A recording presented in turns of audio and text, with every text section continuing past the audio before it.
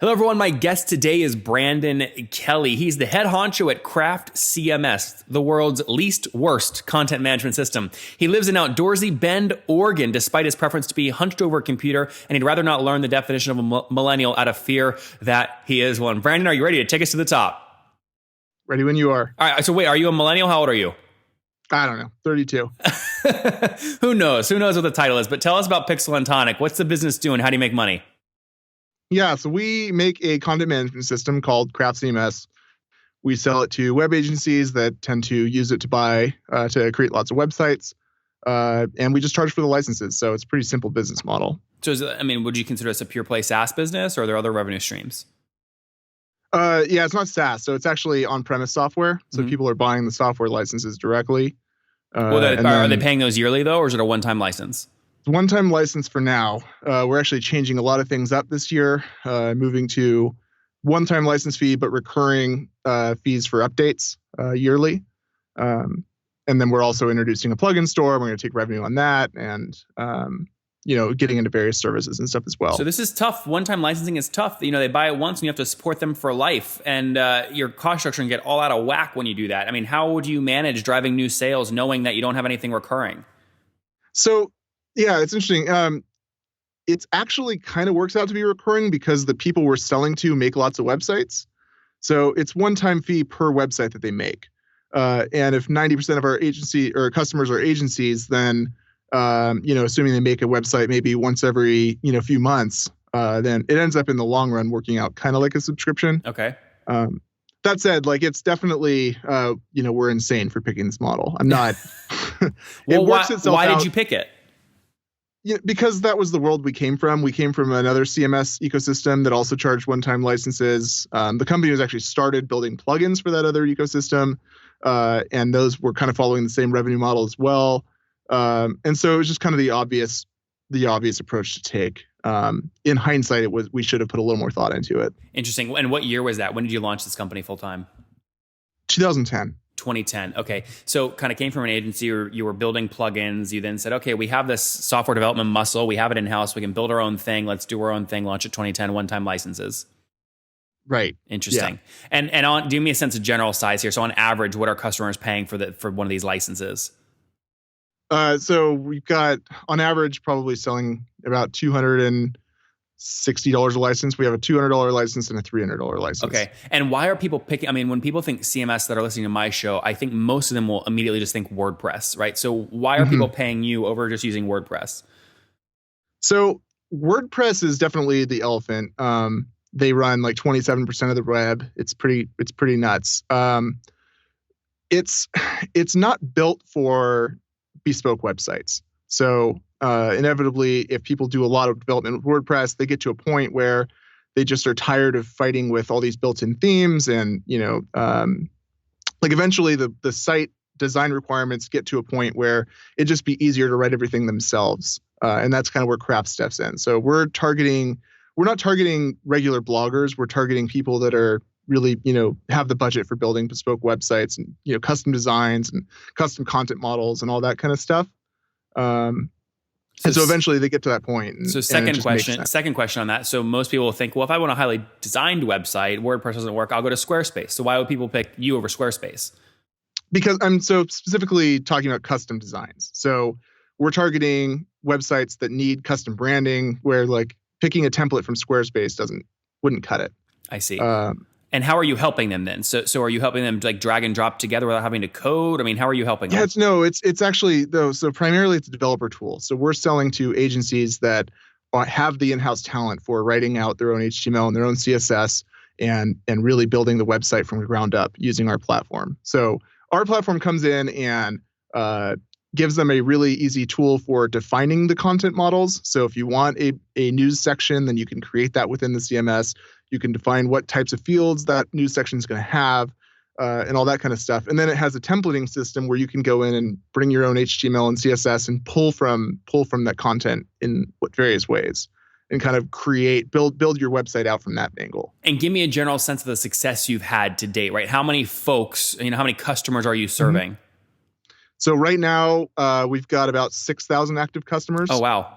Okay. And that's sort of developers. So as far as like who's actually using the CMS, it's probably much broader, but we don't have any sense of that. Yep. So can I say this differently? Over the past 7 years, you've sold 6,000 developers on average a $260 license fee. Yeah. That's great. So that's, that's $1.5 million in revenue there for you. So that's healthy.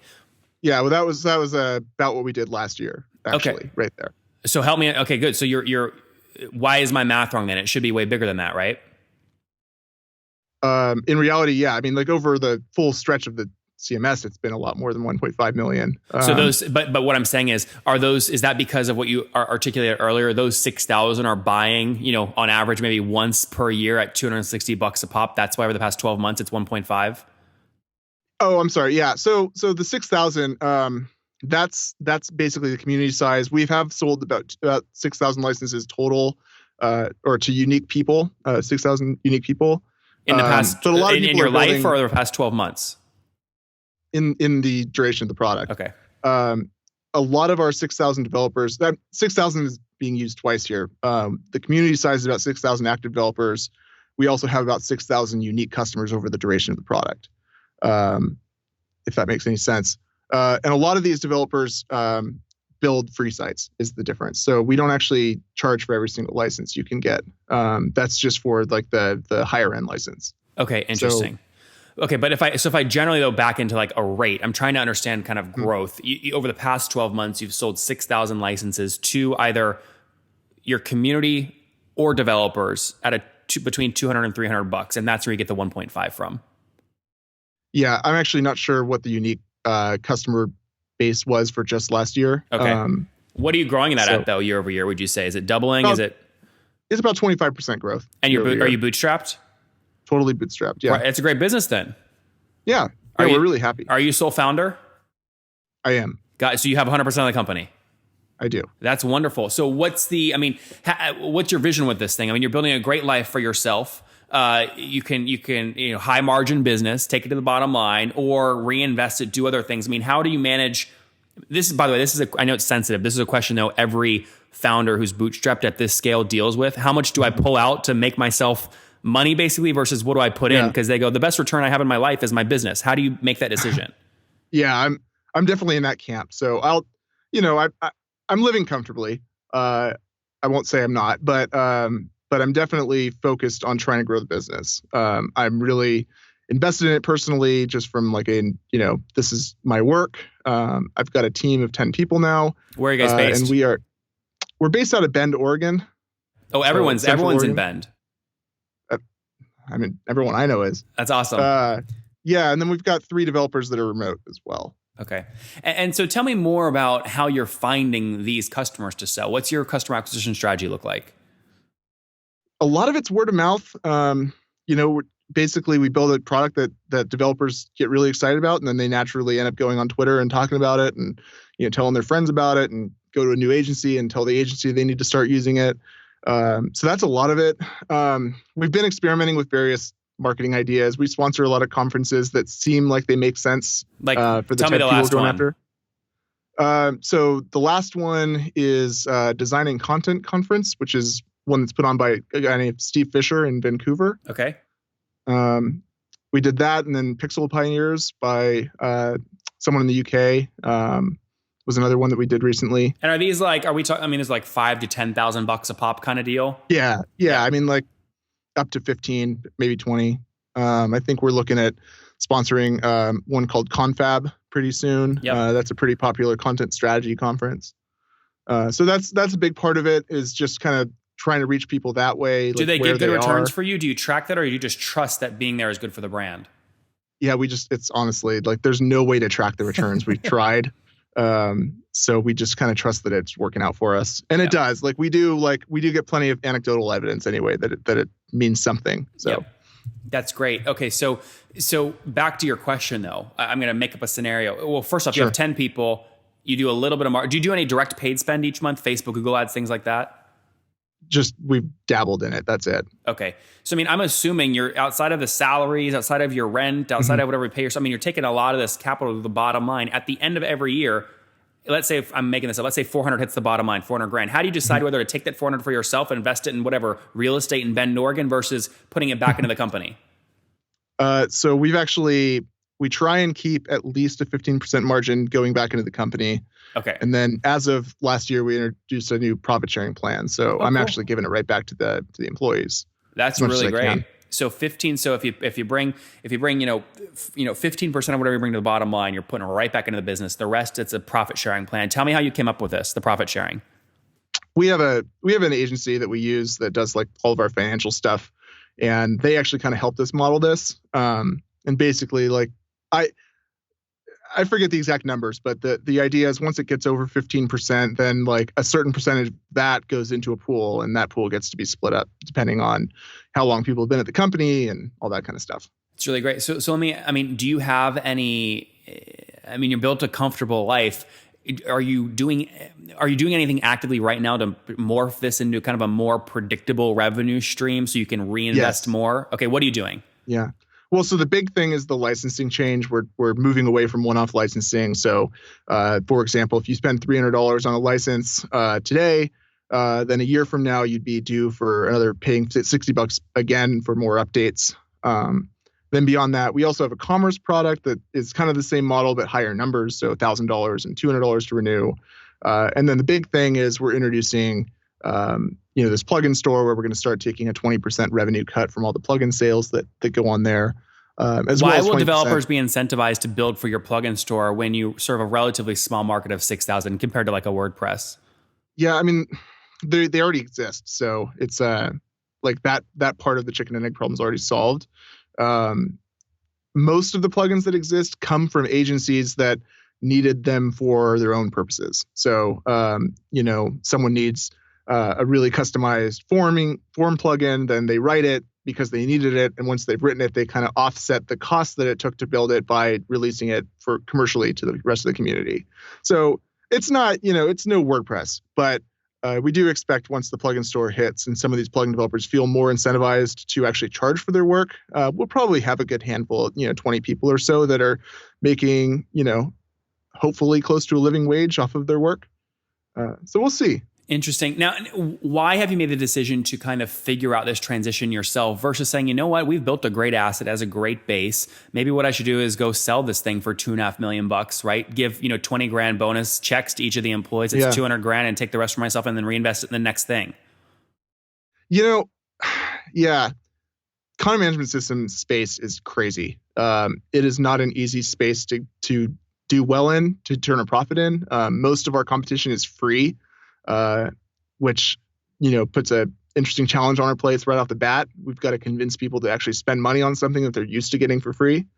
So it's not for the faint of heart. And so you don't think you could sell it for 2.5? Is that what I'm hearing you say? You know what? It's not even that. It's more like we are investing in more than just our time. It takes a lot of effort to get to this point within this space, where you actually can have, I don't know if there are any other independent CMSs that have a team of 10 people right now.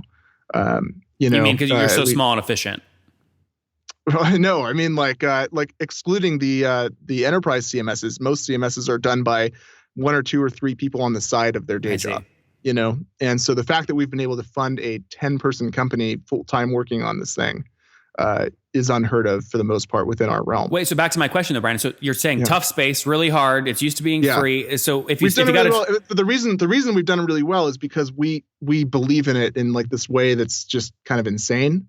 So I don't think that we could come to terms with selling it because we put so much of our own work into it. Maybe down the road eventually that would come. Like there might be some weird situation where it makes sense. I mean, what if it's to like a HubSpot, right? Where they immediately introduce you to 1 million, 2 million creatives fairly rapidly and you get way more distribution fast. Yeah, I don't know. It's like it's part of its ego, maybe. I want to own it, I want to. Well, make your ego feel pretty nice to say you sold for $2.5 million. Yeah, it would. And you're young. You're reinvesting plow. By the way, I'm just curious. I'm pushing you one way just to hear your counter arguments, just because I'm curious how you think. Yeah. It's been a big personal investment. It's been a fun project. We have really good relationship with all of our customers, and I don't know. Right now, there's just zero motivation to change any of that. We want to continue growing it. We have a lot of different ideas for how we can grow it. We want to get it as large as we can on our own. But I think that, I guess, more exposure for the sake of it is not what we're looking for. There's potentially avenues where we could introduce it to tons more people. But then that would kind of screw with like the tight knit community we currently have, the nice steady growth we have that we're actually enjoying. It would just be a totally different world that like I don't think any of us are emotionally thinking about right now. Makes sense, Brandon. Makes good sense. Let's wrap up here. Let's wrap up with the famous five. Number one, what's the last business book you read? Okay. Don't make one up. Say none. I don't read a ton. So at least on business books, I could tell you the next business book I want to read is one called Technically Wrong by Sarah Watcher-Botcher. Okay, good. Technically Wrong. Number two, is there a CEO you're following or studying there in Bend, Oregon? In Bend, Oregon, no. I actually am not. I'm not too tied into the CEO community here. Number three, what's your favorite online tool to build your business? So Paper by Dropbox probably comes to mind. Yep. It's a really cool tool. Number four, how many hours of sleep do you get every night? 5 to 6. Okay, so that's pretty healthy. And what's your situation? Married, single, you have kids? Married with 3 kids. 3 kids, holy mackerel. How old are you? I'm 28. 28, my gosh. Okay, last question. Take us back 8 years. What do you wish your 20-year-old... I'm sorry, I'm 32. 30. It's been a while. I was about to say, I thought you said earlier you were above 30. Yeah. Okay, 32, 3 kids, married, 5.5 hours of sleep. What do you wish your 20-year-old self knew? What do I wish I knew? Man, so that you're not the God's greatest gift to mankind. and don't take that joyride in the Mini Cooper the day after you buy it, I guess. There you guys have it. You are not God's greatest gift to mankind. He started with an agency, did really, really well. 2010, went out, launched his own thing in Bend, Oregon. Brandon now has a team of 10 people, highly incentivized, bootstrapped, serving over 6,000 customers. Tight-knit community, paying between $200 and $300 licensing fees, basically, for their CMS. $1.5 million in revenue about last year. Has a great profit-sharing plan for employees, which obviously incentivizes the whole team. Again, he has in full control, being bootstrapped. Love what he's building. Tough space. Brandon, thank you for taking us to the top. Thank you.